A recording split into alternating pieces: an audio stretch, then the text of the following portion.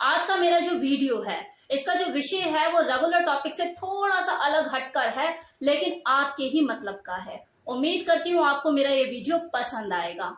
नामर्दानगी क्या है? देखो, नामर्दानगी के बहुत से पैमाने होते हैं जिस पर किसी पुरुष को खरा उतरना ही होता है। अगर वो नहीं उतरेगा तो हमारा समाज उसे नामर्द की श्रेणी में डाल देगा, उसे नामर्द कह के संबोधित करेगा।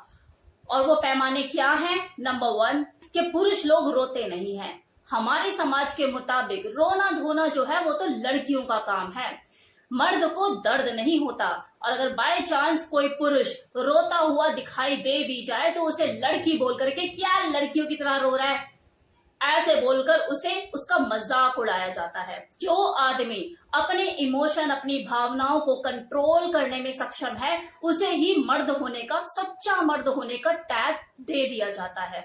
दूसरा पैमाना मर्द होने का, हाथ उठाना। जब तक कोई पुरुष हाथ ना उठाए, हिंसा ना करे, वो मर्द है ही नहीं। छोटी छोटी बात पर थप्पड़ ना मारे, वो मर्द है ही नहीं। मर्द तो फेमिनिन हो ही नहीं सकते, उनकी चॉइस फेमिनिन हो ही नहीं सकती। कैसे हो सकती है भाई? किसी आदमी को पिंक कलर कैसे पसंद आ सकता है? कहने का मतलब ये है कि अगर किसी पुरुष को पिंक कलर की शर्ट पहने हुए देख लिया या फिर उसके कपड़ों में थोड़ा सा फेमिनिन टच देख लिया तो लोग उसको जनानी बोलकर छेड़ने लग जाते हैं, टेढ़े मेढ़े मुंह बनाते हैं कि यार क्या ये औरतों वाला ढंग इसने अपना रखा है, ये भी कोई कलर तेरे को पहनने की चीज है, तेरे को और कोई कलर नहीं मिला? नीला पहनता, ब्लू पहनता, ग्रीन पहनता, येलो पहनता, क्या लड़की ऐसा कलर पहन के घूम रहा है? क्या मेड़ा है क्या? अब जरा मर्दानगी के नुकसानों के ऊपर भी बात कर लेते हैं। देखो, ये जो सोच है मर्द, ये किसी पुरुष को उसके निश्चित तरह के व्यवहार करने के लिए ही मजबूर करती है। ये जो मर्दानगी है ये पुरुषों के व्यक्तिगत और शारीरिक गुण से अलग है, क्योंकि इसमें किसी पुरुष को सामाजिक और कल्चर रूप से मर्द बनाया जाता है।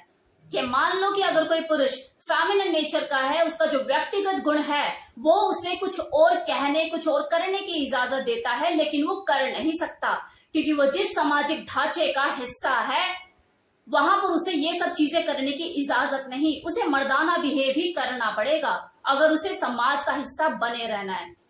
तो ऐसे में देखो, एक इंसान अपनी व्यक्तिगत आजादी, अपनी खुशी, अपनी हैप्पीनेस को खो देता है क्योंकि उसे समाज को यही साबित करना है कि वो असली मर्द है। अब दूसरा नुकसान, कई बार मर्दानगी के ढांचे में फिट होते होते जो पुरुष लोग हैं वो अपने ह्यूमन वैल्यूज, अपने इंसानियत को भी भूल जाते हैं। उनके लिए अपने रोब को बचाना इतना जरूरी हो जाता है कि वो सारी हदें पार कर जाते हैं, दूसरों की लाइफ को भी कंट्रोल करना शुरू कर देते हैं, उनकी जिंदगी को नर्क बना देते हैं। लोगों को देखो, अपने जीवन में कुछ ऐसे हट्ठी पुरुषों का भी सामना करना पड़ता है जो ताउम्र खुद को मर्द दिखाने की चाह में लगे रहते हैं, मतलब खुद को साबित करने में लगे रहते हैं कि मैं मर्द हूँ। ऐसे लोगों की ये सोच उनकी फिजिकल और मेंटल हेल्थ पर भी बुरा असर डालती है। जिन परिवारों में इस तरह की सोच वाले पुरुष होते हैं वहां की स्त्रियां अक्सर मेंटल डिसऑर्डर, एंजाइटी और डिप्रेशन की शिकार रहती हैं। इस चीज से देखो घर के बच्चों पर भी बुरा असर पड़ता है क्योंकि वो नन्हा बालक जो कि अभी तक पूरा पुरुष बना भी नहीं है, जब वो अपने पिता को अपनी माँ के ऊपर हिंसा करते हुए देखता है तो उसके जहन में ये बात घर कर जाती है कि पावर एस्टैब्लिशमेंट के लिए हाथ उठाना जरूरी है। और वो बचपन से ही फिर हर छोटी छोटी बात पे अपने भाई बहनों को, अपने दोस्तों को जो खेलते हैं उसके साथ हाथ उठाना शुरू कर देता है, मारपीट करना शुरू कर देता है। अब तीसरी चीज, मर्दानगी ही औरतों को जुल्मों से बचाने का वादा करती है और यही मर्दानगी उनके ऊपर जुल्म भी करती है।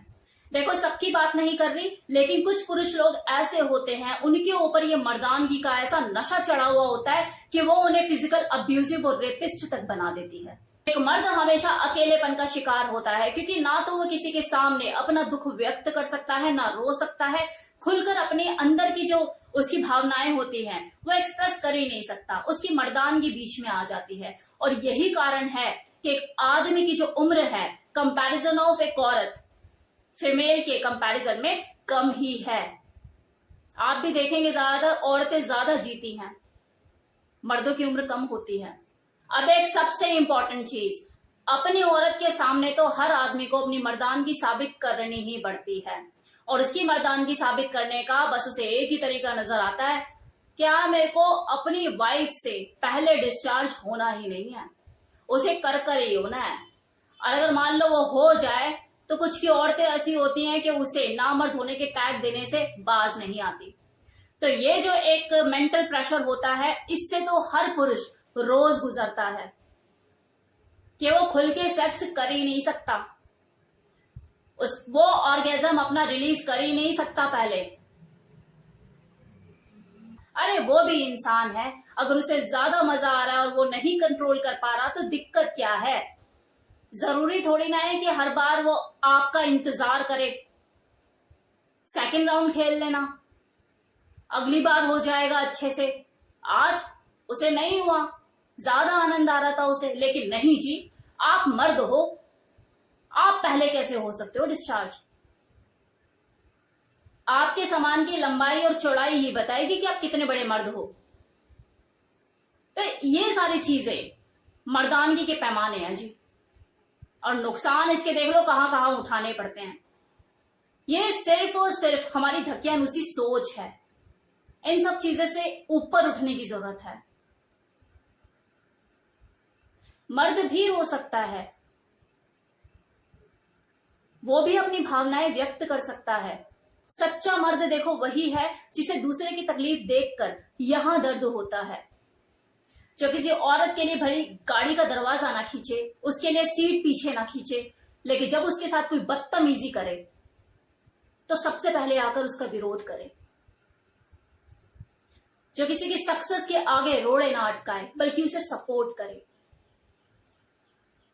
यही है असली मर्द। लास्ट में देखो, मैं आपको एक चीज कहना चाहूंगी, ये जो मैंने पैमाने बताए हैं मर्दानी ये साबित करने के लिए, ये सामाजिक तौर पर जो चीजें होती हैं उन्हीं को ही मैंने डिस्क्लोज किया है, आपको बताया है, आपके सामने रखा है। ये ऐसा कोई पर्सनली मैंने किसी को टारगेट नहीं किया है। जो देखा जाता है, जो जनरली होता है, वही मैंने आपको बताया है। कोई मेरी इन बातों से सहमत हो भी सकता है और कोई नहीं भी। ये जरूरी नहीं कि मेरे इस वीडियो को देखने वाला हर पुरुष अपनी बीवी के ऊपर हाथ उठाता हो, अपने बच्चों से मारपीट करता हो, अपने मर्दानगी का सबूत देता हो। तो ये जरूरी नहीं है, तो कोई भी अपने ऊपर पर्सनली ना लेकर जाए। कैसा लगा वीडियो बताना जरूर।